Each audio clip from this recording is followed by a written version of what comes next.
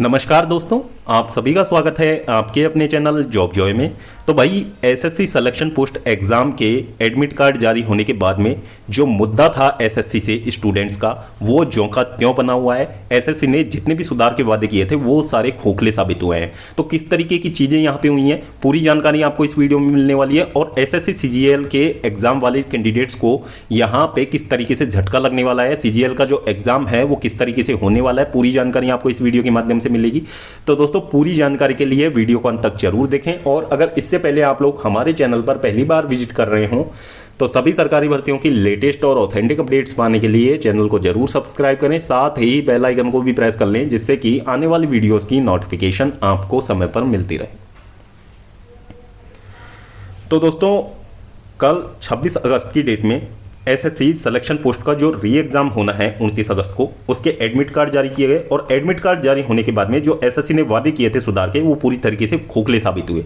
क्योंकि यहाँ पे बहुत सारी दिक्कतें जो हैं वो कैंडिडेट्स को इस समय फेस करनी पड़ रही हैं। सबसे पहली दिक्कत तो बहुत सारे कैंडिडेट्स का ये कहना है कि हमारा जो एग्जाम था वो फेयर तरीके से कंडक्ट होने के बावजूद भी एसएससी ने हमें दोबारा से एग्जाम के लिए कंसिडर किया है और हमारे जो एडमिट कार्ड हैं वो जारी कर दिए हैं। फिर दूसरा जो इसमें मामला रहने वाला है वो बिल्कुल इसके उलट है, क्योंकि इसमें ऐसे कैंडिडेट्स भी हैं जिनका यह कहना है कि हमें दिक्कतों का सामना करना पड़ा था, हमारा जो एग्जाम था वो ठीक से कंडक्ट नहीं हुआ था, फिर भी हमारा जो एग्जाम है एसएससी ने दोबारा से शेड्यूल नहीं किया है, यानी कि हमको कंसीडर नहीं किया है।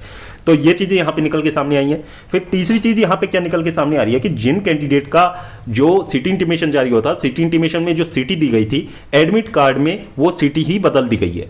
एडमिट कार्ड में उस सिटी को बदल दिया गया है और जो नई सिटी यहां पे दी गई है उसकी डिस्टेंस ये लगा लो लगभग 500 से 600 किलोमीटर दूर दे दी गई है। जैसा कि पहले इन लोगों ने करा था वही चीजें यहां पे होती हुई नजर आ रही हैं। अब 2 दिन में कैंडिडेट का 500 600 किलोमीटर दूर जाना पॉसिबल ही नहीं है। सबसे बड़ी बात है कैंडिडेट पहुंचे तो पहुंचे कैसे एग्जाम देने के लिए। तो इस तरीके की चीजें यहां पे लगातार देखने को मिल रही हैं। और बहुत सारे कैंडिडेट्स ऐसे हैं कि हमारा जो एग्जाम सेंटर है वो सेम शिफ्ट में रखा गया है और सेम टाइम में हमारा जो एग्जाम है वो रखा गया है, सेम सेंटर पर रखा गया है। तो इस तरीके की चीजें यहां पर निकल के सामने आ रही हैं। तो सबसे बड़ी बात जो निकल के सामने आती है इससे यह क्लियर हो जाता है कि एसएससी सुधार की बात जो है उस पर कुछ भी नहीं कर रही है। एसएससी सिर्फ यहां पे लीपापोती में बिजी है, कुछ भी नहीं कर रही है एसएससी। जो एसएससी कैंडिडेट्स के मन में आक्रोश है उसको शांत करने के लिए यहां पे लीपापोती का काम कर रही है, इसके अलावा और कोई लेना देना नहीं है यहां पे। अब सबसे बड़ा सवाल यहां पे एसएससी से है कि एसएससी जो 60,000 कैंडिडेट्स एसएससी ने कंसीडर किया, 60,000 के आसपास जितने भी कैंडिडेट्स हैं एसएससी ने सिलेक्शन पोस्ट के री एग्जाम के लिए कंसीडर किए हैं, आपने इनको किस बेसिस पे कंसीडर किया है? क्या ये सभी कैंडिडेट एक ही शिफ्ट के कैंडिडेट थे या फिर ये एक ही सेंटर के कैंडिडेट थे? तो किस बेसिस पे आपने इन 60,000 लोगों को सेलेक्ट किया है? इस चीज का जो जवाब है एसएससी को देना चाहिए, क्योंकि डेफिनेट सी बात है यहां पे जो 60,000 कैंडिडेट है अलग अलग शिफ्ट के हैं, अलग अलग सेंटर्स के हैं। तो यदि यहां पे इन सभी के साथ में गलत हुआ है एग्जाम में, इन सभी को दिक्कतों का सामना करना पड़ा है, तो क्या बाकी के जितने भी कैंडिडेट हैं उनका एग्जाम सही तरीके से हुआ है या फिर नहीं? और यहां पे जो कैंडिडेट्स के जो अभी इस समय प्रॉब्लम निकल के सामने आ रही है कि हमारा जो एग्जाम था वो ठीक तरीके से कंडक्ट नहीं हुआ, फिर भी हमारा री एग्जाम इन लोगों के द्वारा नहीं लिया जा रहा है। तो एसएससी से ये सबसे बड़ा सवाल है और एसएससी को यहां पे इसके रिगार्डिंग क्लियरिफिकेशन देना चाहिए कि आपने किस कैंडिडेट को किस सेंटर पे एग्जाम में इश्यू होने पे दोबारा से कंसीडर किया है, क्या दिक्कतें इस कैंडिडेट के साथ में आई थी। तो ये चीजें यहां पे हैं। अब एसएससी जो है पूरी तरीके से तानाशाही पे उतारू हो चुका है और एसएससी यदि इन हालातों के साथ में यदि सीजीएल का एग्जाम जो है वो कंडक्ट करवाता है तो सीजीएल का भगवान ही मालिक है, क्योंकि सीजीएल का एग्जाम बिल्कुल भी फेयर तरीके से नहीं होगा।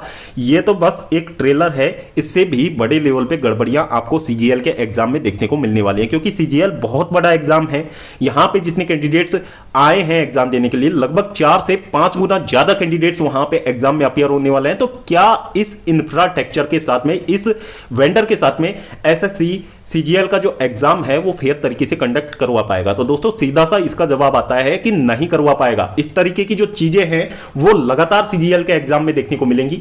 अब दूसरा पक्ष ये है कि इस समय कैंडिडेट्स और टीचर्स इस चीज से बेखबर हैं। बहुत सारे कैंडिडेट्स और बहुत सारे ज्यादातर टीचर्स इस मामले में बिजी हैं कि किस पे आरोप लगाएं और किसको गाली दें, इन सब चीजों में बिजी चल रहे हैं। यूट्यूब आप उठा कर देखोगे तो उसमें यही सब चीजें चल रही हैं कि वो भगोड़ा है, वो हमारे साथ टिका था, ये अच्छा है, ये बुरा है, इसने ये किया, इसने वो किया। इन्हीं सब चीजों से पूरा का पूरा यूट्यूब भरा पड़ा है और इसी मुद्दे पे लगातार वीडियोस बनाए जा रहे हैं और इस मुद्दे को लगातार आग की तरह भड़काया जा रहा है। तो दोस्तों, इसमें सीधी सी बात यह है कि जो नुकसान होने वाला है ना, वो स्टूडेंट का होने वाला है।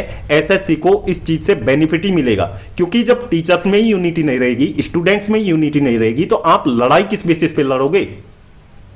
और ये चीजें आपको बहुत जल्द पता लग जाएंगी जब एसएससी सीजीएल के एडमिट कार्ड आएंगे, एसएससी सीजीएल का एग्जाम होगा और एसएससी सीजीएल के एग्जाम का रिजल्ट आएगा। बहुत सारी चीजें आपको हर लेवल पे समझ में आने वाली है, हर लेवल पे आपको ये सारी चीजें फील होंगी कि उस समय यदि हम आपस में लड़ाई ना करते और बैठकर इस मुद्दे को सुलझा लेते तो ये चीजें हमारे लिए ठीक हो सकती थी। तो ये चीजें यहां पे हैं।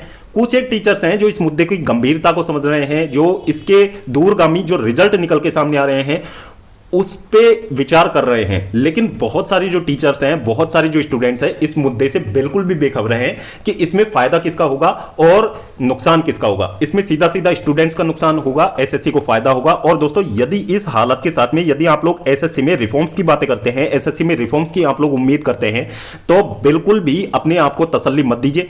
यदि इस कंडीशन के साथ में आप रिफॉर्म्स की बातें करते हैं तो रिफॉर्म्स जो है वो होने के चांसेस बिल्कुल भी नहीं है, क्योंकि आप खुद ही डिवाइड हो चुके हैं। तो लड़ाई आप किस बेसिस पे लड़ोगे।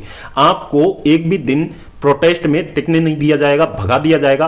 और दूसरी चीज, यहां पे जिस मीडिया पे आप लोग इस समय भरोसा कर रहे हो, जितने भी हमारे टीचर्स हैं मीडिया में जा जाके अपनी बातें बोल रहे हैं, तो उनके ही स्टेटमेंट जो है कल को उनके आंदोलन के लिए बहुत बड़ा खतरा साबित होने वाले हैं। क्योंकि मीडिया को क्या चाहिए, मीडिया को सिर्फ टीआरपी चाहिए, उनको सिर्फ अपने चैनल चलाने से काम है, उनको और किसी मुद्दे से कोई मतलब नहीं है। स्टूडेंट्स का जो फ्यूचर है वो बर्बाद हो या फिर सुधरे, इस चीज से उनको कोई मतलब नहीं है, उनको सिर्फ अपने चैनल की टीआरपी से मतलब है। और मूर्ख हम लोग हैं जो इस तरीके के स्टेटमेंट जो है वो मीडिया के सामने दे रहे हैं। मीडिया जो है इस मुद्दे को बड़ा चढ़ा के अपने चैनल्स पे दिखा रहा है और टीवी चैनल्स पे कोई नहीं दिखा रहा है। ये सबसे बड़ी बात है, टीवी चैनल्स पे दिखाने की किसी में हिम्मत नहीं है।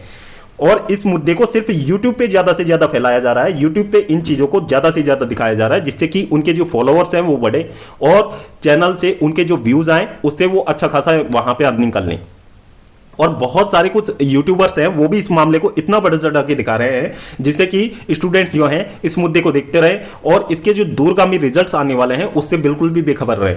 सबको अपने अपने जो है फायदे से मतलब है यहाँ पे। तो ये चीजें यहाँ पे चल रही हैं। तो अभी भी समय है, थोड़े बहुत जितने भी यहाँ पे दिन बचे हुए हैं इसमें या तो आप लोग एसएससी से रिफॉर्म करवा लीजिए या फिर इसी तरीके से लड़ लीजिए, वरना इसमें फिर लास्ट में आपके पास में केवल दो ही रास्ते रह जाएंगे। या तो आप लोग जो है एसएससी के जो जितने भी मुद्दे हैं उन पे धरना दे लो, या फिर दूसरी चीजें इसमें ये निकल के सामने आएंगी कि एसएससी का आप लोग कोई अल्टरनेट ढूंढ लो, किसी और एग्जाम की तैयारी आप लोग करने लग जाओ। क्योंकि एसएससी में करंट जो सिचुएशन है उसमें मेहनत करने वाले स्टूडेंट के लिए कुछ भी नहीं है, ये सिर्फ किस्मत बेसिस सिलेक्शन आपका रहने वाला है। यदि किसी कैंडिडेट का जो एग्जाम है किसी ऐसे शिफ्ट में कंडक्ट हो गया, वहां पे उसको दिक्कतें नहीं आई, तो उस कैंडिडेट के लिए बेनिफिट रहेगा। बाकी कोई कैंडिडेट मेहनत करके आ रहा है और उसके शिफ्ट में एग्जाम बिगड़ गया और उसका जो एग्जाम है फेयर तरीके से नहीं होता है, तो वो कैंडिडेट रेस से ऑटोमेटिकली बाहर हो जाएगा। तो इसमें सिर्फ दो ही आपके पास में ऑप्शन बचे हुए हैं, या तो आप रिफॉर्म करवा लीजिए एकजुट होकर एसएससी से, और या फिर आप एसएससी की तैयारी करना छोड़ दीजिए। एसएससी की तैयारी की जगह आप किसी और गवर्नमेंट जॉब की तैयारी में लग जाइए, वहां हो सकता है कि आपको जॉब मिल जाए। बाकी ऐसी कंडीशन के साथ में एसएससी में जॉब पाने का जो सपना है ज्यादातर जो मेहनत करने वाले कैंडिडेट्स हैं वो भूल ही जाएं तो अच्छा रहेगा। तो ये चीजें यहां पे हैं। अभी तक की जो स्थिति है उसके अनुसार क्या हो सकता है सीजीएल के एग्जाम में और क्या चल रहा है करंट एग्जाम में, वो सब कुछ हमने आपको इस वीडियो के माध्यम से समझाने का प्रयास किया है। तो दोस्तों, होपफुली बातें आपको समझ आई होंगी। वीडियो यदि आपको ठीक लगा हो तो वीडियो को लाइक करिए, अपने दोस्तों के साथ ज्यादा से ज्यादा इस चीज को शेयर कीजिए, जिससे कि ये चीजें आगे जाके थोड़ा सा पॉजिटिव इंपैक्ट कैंडिडेट्स पे डाल सके। तो दोस्तों, अभी तक इतनी अपडेट थी, और कोई अपडेट जैसे ही निकल के सामने आती है तो उसकी भी जानकारी आपको हमारे चैनल के माध्यम से दे दी जाएगी। तो चैनल को आप लोग जरूर से सब्सक्राइब कर ले, साथ ही बेल आइकन को भी प्रेस कर ले, जिससे कि आने वाली वीडियोस की नोटिफिकेशन आपको समय पर मिलती रहे। तो दोस्तों, जल्द मिलते हैं एक और नई अपडेट के साथ। तब तक के लिए स्वस्थ रहें, तंदुरुस्त रहें और अपनी जो एग्जाम्स हैं उनकी प्रिपरेशंस आप लोग करते रहें।